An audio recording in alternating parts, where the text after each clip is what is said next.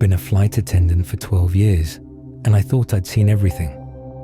Drunk passengers, medical emergencies, turbulence that made seasoned pilots go pale. But what happened on Flight 237 from Denver to Seattle still keeps me awake some nights. It was a red-eye flight, barely half full, the kind where you can spread out and most passengers try to sleep. I was working the aisle service when I noticed him. Seat 14C middle-aged guy in a wrinkled business suit, clutching a manila envelope like his life depended on it. He kept checking his watch every few minutes, even though we'd only been in the air for 30 minutes. "Excuse me," he called out as I passed. His voice was shaky. "What time do we land again?" 11:47 p.m. local time, sir. About 4 hours from now. He went completely white. 4 hours? No, that can't be right. We took off at 8:15. It should only be 3 hours and 32 minutes. I double-checked my schedule. "Sir, we're running on time. Flight duration is 4 hours and 15 minutes. He started hyperventilating. I thought maybe he had a connecting flight to catch, so I tried to reassure him. But he kept muttering under his breath. Something about the envelope and before midnight. Around hour 2, he pressed the call button. When I got there, he was sweating profusely. "I need to give this to someone," he said, holding up the envelope. "Before we land, it's very important." "Sir, if it's mail, I can't..." "No, you don't understand." He grabbed my wrist. His hand was ice cold. "I was supposed to deliver this by midnight. If I don't, if I'm late..." He trailed off, staring out the window at the darkness below. I noticed the envelope was addressed to someone named Margaret Chen in Seattle, with urgent "do not delay" written across it in red ink. The third hour is when things got strange. He stopped calling for service, stopped checking his watch, just sat there, perfectly still, staring ahead. When I offered him a drink, he didn't respond. His eyes were open, but it was like nobody was home. Then, with about 40 minutes left in the flight, he suddenly stood up. He walked to the lavatory at the back of the plane, envelope still in hand. That was the last time anyone saw him. When we realized he'd been in there for 20 minutes, we knocked. No answer. The captain authorized us to open it from the outside. The lavatory was empty, completely empty. The envelope was sitting on the tiny counter, unsealed. Inside was a single sheet of paper with a handwritten note. "Margaret, I tried to make it in time. I'm sorry. David." We searched the entire plane, checked the other lavatories, every row, even the cargo hold after we landed. He was gone. The manifest showed David Reeves, seat 14C, but when we called the phone number on his reservation, it was disconnected. Here's the part that still gives me chills. When we handed the envelope to airport security, they looked up Margaret Chen. She lived at the address on the envelope, but she died 3 days earlier. Natural causes, they said. The funeral was scheduled for the next morning. The obituary mentioned she was survived by her brother David, who had died in a car accident exactly 1 year before our flight. He'd been rushing to the hospital to see her when it happened. According to the death certificate we found later, David Reeves had died at 11:47 p.m., the exact time we landed. I kept that flight manifest in my locker for months afterward, staring at his name and seat assignment. But the strangest part came 3 weeks later when I was working another red-eye to Seattle. Same route, same aircraft. As we were boarding passengers, a woman approached me at the gate. She was elderly, well-dressed, with kind eyes that seemed familiar. "Excuse me," she said softly. "I wanted to thank you for delivering David's message. It meant everything to me that he tried so hard to reach me, even after." She trailed off, smiled sadly, and walked away before I could respond. I never got her name, but when I looked at the passenger manifest later, there was no record of anyone matching her description on that flight. The encounters didn't stop there. Over the next few months, I started noticing other passengers on my flights who seemed different. They'd board normally, take their seats, but something about them felt wrong. Their skin had a waxy pallor, their eyes never quite focused on anything, and they never ordered drinks or used the restroom. Most disturbing was how they all carried envelopes. Different sizes, different colors, but always clutched tightly in their hands like David had done. When I tried to speak with them, they'd give me that same desperate look and whisper about deadlines they couldn't miss, messages they had to deliver. I started keeping a log, documenting every strange passenger I encountered. The pattern became clear. They all had connections to people who had recently died. A woman carrying divorce papers for her ex-husband who'd passed the week before. A man with adoption documents meant for his sister who died in surgery. The airline's passenger database showed no record of any of them ever booking flights. But they kept appearing, flight after flight, desperate to complete journeys that death had interrupted. The worst part is, I think I'm the only one who can see them.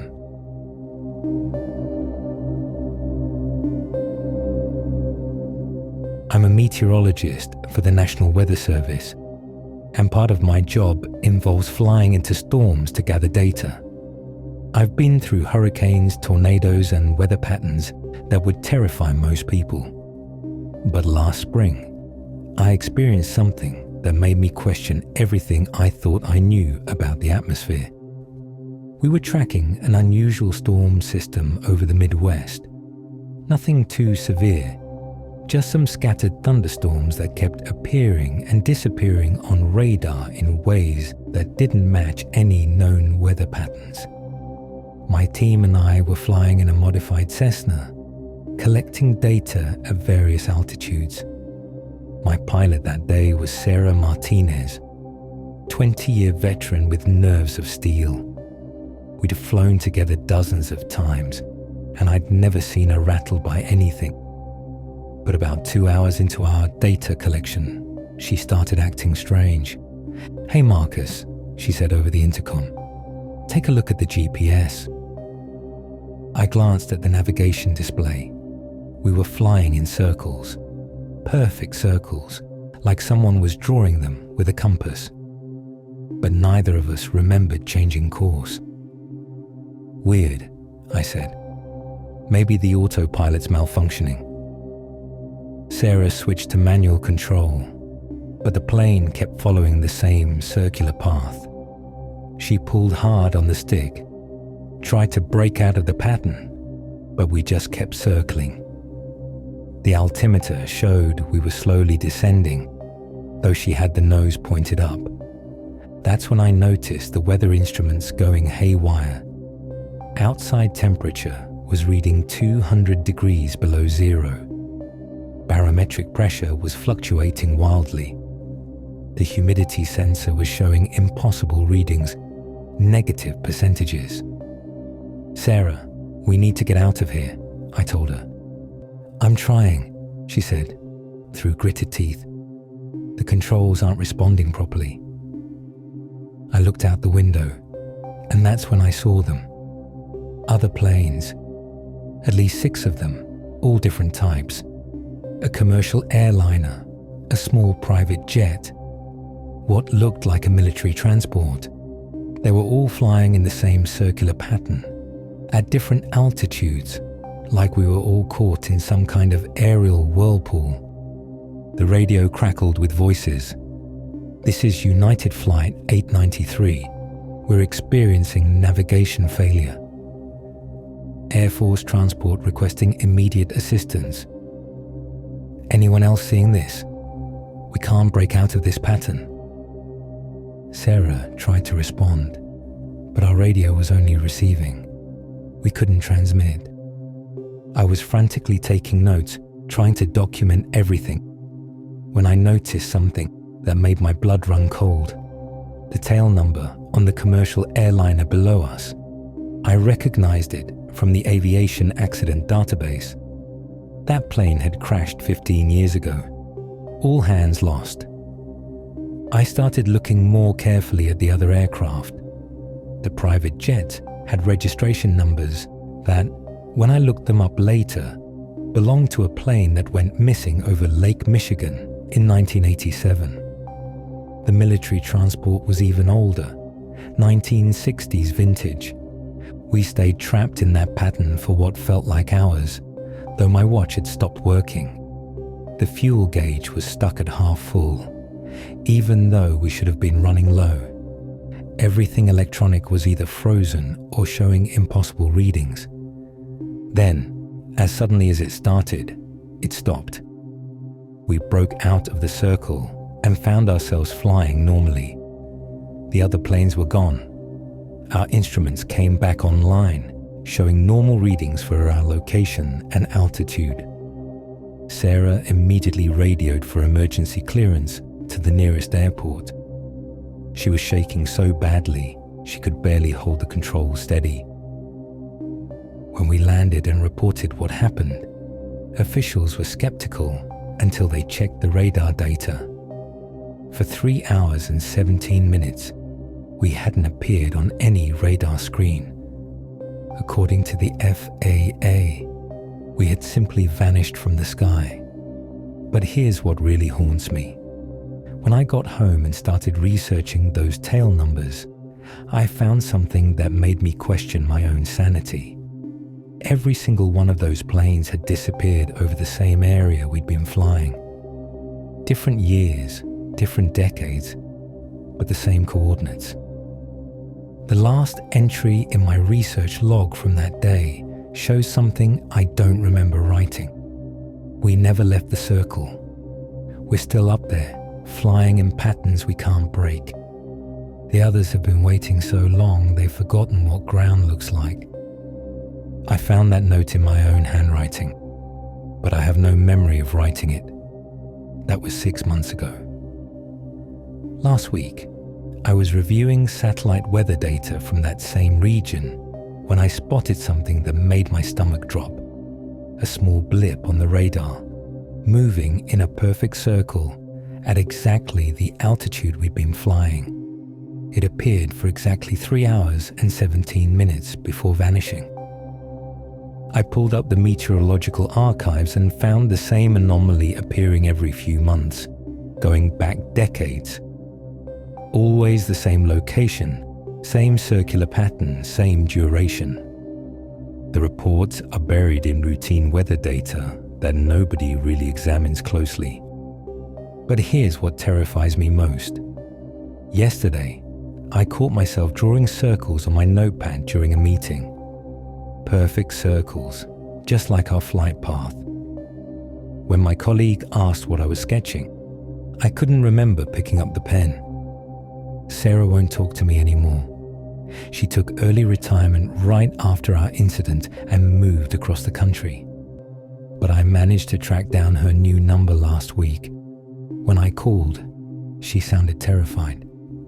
"Marcus, you need to stop calling me about this," she whispered. "Every night I dream about flying in circles. I wake up and my bedroom ceiling is covered with compass-drawn circles in pencil. I don't remember drawing them." She hung up before I could respond, but her words confirmed my worst fears. The phenomenon isn't finished with us. I've been monitoring air traffic control reports, and there have been 12 unexplained disappearances in that same airspace over the past 6 months. Small aircraft, private jets, even a news helicopter. They all vanish for several hours before reappearing with no memory of where they've been. The pilot's reports are eerily consistent.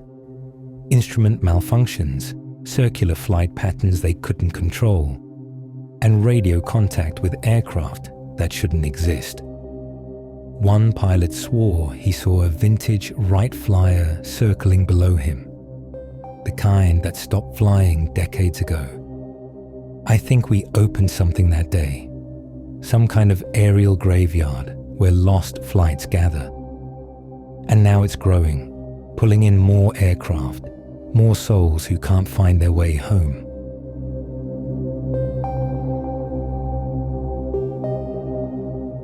I used to work baggage handling at Chicago O'Hare, mostly night shifts loading and unloading cargo. It's not glamorous work, but it paid decent, and I liked the quiet hours. Most of the time, you're just moving bags and packages, keeping your head down and your back strong. But sometimes, late at night, you'd get the unusual shipments. Medical equipment, scientific samples, things that needed special handling. That's how I first encountered what we called the passenger.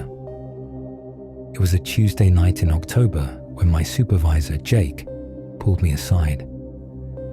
"Tommy, I need you to handle a special cargo transfer. Flight 882 inbound from Portland, gate C12. There's a container that needs to go straight to the medical examiner's office. No delays, no other stops." I'd done medical transfers before, usually organ donations or forensic evidence, so I didn't think much of it. Jake handed me the paperwork, and I noticed the container was listed as human remains, priority handling. Flight 882 landed right on schedule. I drove the cargo truck out to meet it, watching the ground crew start their usual routine. But when they opened the cargo hold, they all stopped, just stood there, looking confused. "Hey Tommy," one of them called out. "You seeing this?" I walked over to look. The cargo hold was full of standard luggage and packages, but sitting right in the center was a container I'd never seen before. It looked like a cross between a coffin and a medical transport case. White metal with heavy-duty logs and what appeared to be some kind of refrigeration unit attached. But that wasn't the weird part. The weird part was that it wasn't on any manifest. According to the paperwork, there should have been 3 pieces of medical cargo on that flight. This wasn't one of them. "Must be a paperwork error," I said, though something felt off. "Let's load it up." The container was heavier than it should have been. It took 4 of us to lift it onto the truck, even with hydraulic assistance. When we set it down, I heard something shift inside. Not like a body would move, but like liquid sloshing around. I drove it to the medical examiner's office as instructed, but when I got there, the night attendant looked confused. "We're not expecting any deliveries tonight," she said, checking her computer. "And we definitely didn't request anything from Flight 882. I showed her the paperwork Jake had given me. She frowned, made some phone calls, but nobody could figure out where the container was supposed to go. Finally, she told me to bring it back to the airport and let the day's shift sort it out. So I loaded it back onto the truck. But as I was driving back to O'Hare, I started hearing things. Soft tapping sounds like someone gently knocking from inside the container. Then what sounded like muffled voices, too quiet to make out words. I told myself it was just the truck engine, maybe something loose rattling around. But when I stopped at a red light, the sounds continued. Tap, tap, tap. Pause. Tap, tap, tap. By the time I got back to the airport, my hands were shaking. I unloaded the container in the special cargo area and went to find Jake, but his shift had ended. The morning supervisor had never heard of any medical transfer from Flight 882. I showed them the paperwork, but when they looked it up in the system, there was no record of Flight 882 landing that night. According to the computer, that flight had been cancelled due to mechanical problems. "That's impossible," I said. "I watched it land. I unloaded cargo from it." But when we checked with the tower, they confirmed it. No Flight 882. No landing at Gate C12. The gate had been closed for maintenance all night. They thought I was having some kind of breakdown, so they sent me home and told me to take a few days off. I tried to forget about it, but a week later, I got curious and looked up Flight 882 online. It exists, all right. Portland to Chicago, regular route. But according to the airline's records, Flight 882 crashed in 1994. Engine failure over Lake Michigan. All passengers and crew lost. The flight number was retired after the accident and never used again. The passengers' manifest from that crash listed 47 people. When I counted the tapping sounds I'd heard from inside the container, it was 47 distinct sets of knocks. I quit my job the next day, but sometimes I still dream about that container. In the dreams, I can hear them talking now, not just tapping.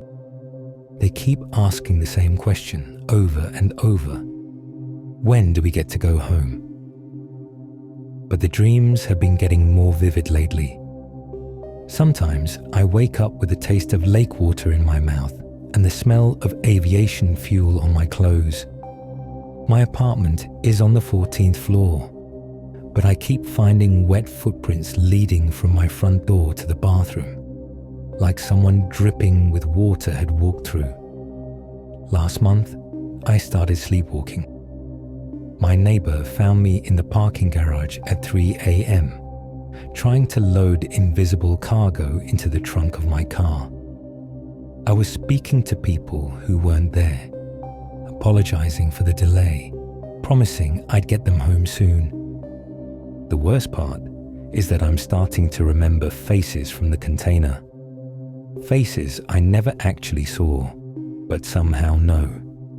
47 passengers who just want to complete their journey.